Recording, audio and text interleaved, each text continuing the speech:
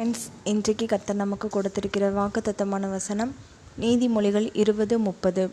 காயத்தின் தழும்புகளும் உள்ளத்தில் உரைக்கும் அடிகளும் பொல்லாதவனை அழுக்கார துடைக்கும். ஃப்ரெண்ட்ஸ், நம்ம இப்போது இந்த வசனத்தின் மூலமாக ஒரு கதையை கேட்டு தியானிக்கலாமா? மார்ட்டினுக்கு தன்னுடைய நண்பர்கள் மத்தியில் பெரும் அவமானம் வந்துச்சு. என்ன அப்படின்னா, டேய், உனக்கெல்லாம் இந்த மாதிரியான விஷயங்கள்லாம் எப்படிடா தெரியும்? நாங்கள்லாம் நல்லா படிக்கிற ஆட்கள், உனக்கு தான் படிப்பே வர மாட்டேங்குதே, நீ அங்கே வேறு எங்கேயாவது போய் ஒதுங்கிப்போ அப்படின்னு சொல்லி அவனை மட்டம் தட்டினாங்க. என்னடா இது, நம்மளுடைய நண்பர்கள் வட்டாரமே இப்படி நம்மளை மோசமாக ட்ரீட் பண்ணுறாங்களேன்னு சொல்லி வேதனையோட அந்த இடத்த விட்டு போனால் மார்ட்டின். அப்போது மார்ட்டினுடைய இருதயம் ரொம்பவே வலிச்சிச்சு. நம்மளுடைய நண்பர்களே புரிஞ்சுக்காத போது மற்றவர்களை பற்றி நாம் எப்படி சொல்கிறதுன்னு மார்ட்டினுக்கு ரொம்பவே வருத்தமாக இருந்தது. அப்போது இதை குறித்து ரொம்ப வருத்தப்பட்டு தன்னுடைய அறையிலேயே இருந்த மார்ட்டின் ரொம்ப நாட்களாக ஒன்றுமே சாப்பிடாததை பார்த்து அவங்க அம்மா வந்து கேட்டாங்க, என்னடா ஒரே அறையிலே அடைஞ்சு கிடக்கிற, எலும்பு என்னாச்சு அப்படின்னு கேட்டாங்க. அப்போ அவங்க அம்மாட்ட எல்லாவற்றையும் சொன்னான். அப்போது அவங்க அம்மா சொன்னாங்க, இங்கே பாருடா, ஒவ்வொரு மனிதர்களும் ஒவ்வொரு வழி ஒவ்வொரு பாடத்தை கற்றுத்தராங்க.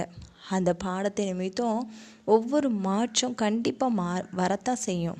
நீ ஏண்டா இப்படி உட்காந்து அழுதுகிட்டு இருக்கிற? உனக்கு ஒன்றுமே தெரியாதுன்னு சொல்கிறாங்கல்ல, நீ எல்லாமே தெரியும்னு மாற்றத்தை கண்டுபிடி. உனக்கு என்னெல்லாம் வருமோ, எதெல்லாம் வரமாட்டேங்குதோ அதெல்லாம் கர்த்தருடைய கரங்கள் ஒப்புக்கொடு. கண்டிப்பாக எல்லாத்துக்கும் ஒரு முடிவு இருக்குதுடா அப்படின்னு சொன்னாங்க. மார்ட்டினுக்கு தன்னுடைய அம்மா சொன்னது ஒரு பெரிய தன்னம்பிக்கை கொடுத்துச்சு. சரி அப்படின்னு சொல்லி ரொம்ப தீவிரப்பட்டான். அதிகமாக படிக்க ஆரம்பித்தான். ரொம்ப நல்லா படிக்கிறோன்னு சொன்னவங்க எல்லாருமே வேலைக்கு போகாத பட்சத்தில் மார்ட்டினுக்கு நல்ல ஒரு அரசாங்க உத்தியோகம் கிடச்சிது. அதை பார்த்ததுமே மற்றவர்கள் எல்லாரும் சொன்னாங்க, மார்ட்டினுக்கா இந்த வேலை? நாம் இவ்வளோ படிச்சிருக்கோம், ஆனால் நமக்கு ஒரு வேலை கூட வரலையேன்னு சொல்லி எல்லாரும் மார்ட்டின்கிட்ட வந்து பேச வந்தாங்க.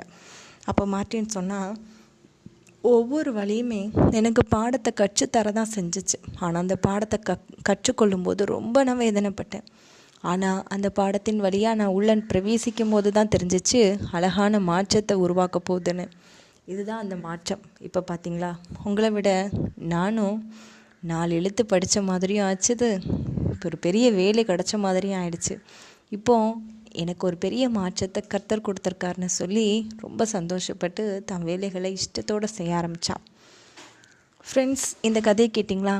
இதே மாதிரி நம்மளுடைய வாழ்க்கையிலையும் அதிகமான வழிகள் காணப்படுதா? அதுலேயும் நமக்கு ஒரு பாடத்தை கற்று தந்துக்கிட்டு தான் இருக்குது. அந்த பாடத்தை கற்றுத்தரக்கூடிய அந்த சமயத்தில் நம்மளுடைய வாழ்க்கைக்கான மாற்றுப்பாதையும் கண்டுபிடிக்கிறதுக்கு அது சூப்பராக வழிவகுக்கும். அது மூலமாக நாம் கர்த்தரை நம்பி நம்ம வாழ ஆரம்பித்தோன்னா நம்மளுடைய எல்லா விதமான அழுக்குகளும் துடைக்கப்படும். எல்லா விதமான காயத்தின் தழும்பு எல்லாமே நம்மளை விட்டு மொத்தமாக கிளம்பி போயிடும்.